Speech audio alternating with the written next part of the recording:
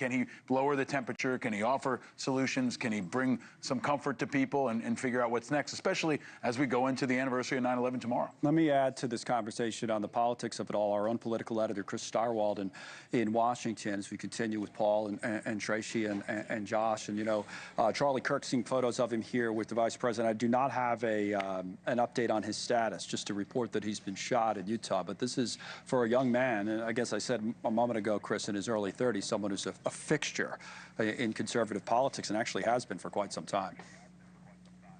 Well, you could argue that there is no one other than Donald Trump who has as much to say about what the Republican Party became in the past decade than Charlie Kirk. His Turning Point USA movement, when we look at how Republicans have changed their turnout numbers, their effectiveness with younger male voters, that has been Charlie Kirk's project, right?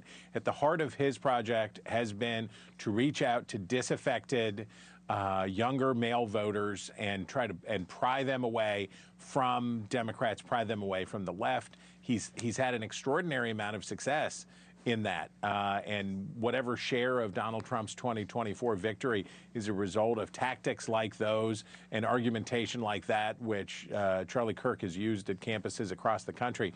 It sure ain't nothing. So much reaction already. We showed you some from Senator Mike Lee, from Marjorie Taylor Greene, from other members of the conservative movement. I believe we have a reaction from the President of the United States. Here it is. On Truth Social, President Trump just writing moments ago that we must all pray for Charlie Kirk, who's been shot. A great guy from top to bottom, and then in all caps, God bless him. But pick up, Chris, on that a little bit more. I mean, you're right. There's been quite an influence. I think Turning Point USA, I think Charlie Kirk started that. He was like 18 years old. I mean, but that was, you know, over a decade ago, I guess. So the influence has been building.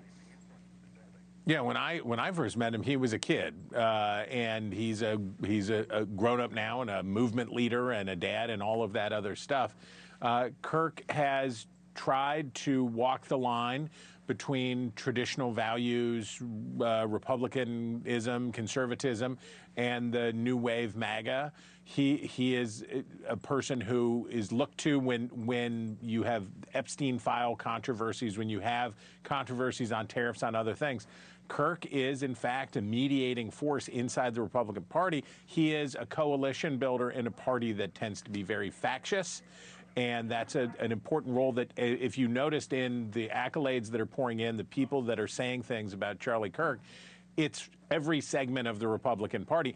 And by the way, I think very interestingly, Gavin Newsom, who has embraced a lot of the tactics that Charlie Kirk helped MAGA refine, Gavin Newsom is using those same tactics now, but he was one of the first to be out of the gate to come out and offer his prayers and condolences to Charlie Kirk and his family. There it is.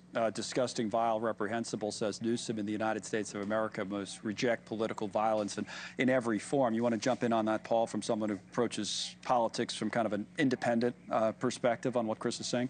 Yeah, I mean, this is a terrible moment, and I think a wake-up call regarding how violent our politics has become. And one of my great mentors, General Petraeus, always says, in every crisis there's an opportunity. Yeah. Maybe the opportunity here is to bring people together, to get adversaries to unite, to pray for Charlie Kirk, to try to find solutions, to bring the temperature down, to discourage political violence. And then, again, tomorrow's 9/11.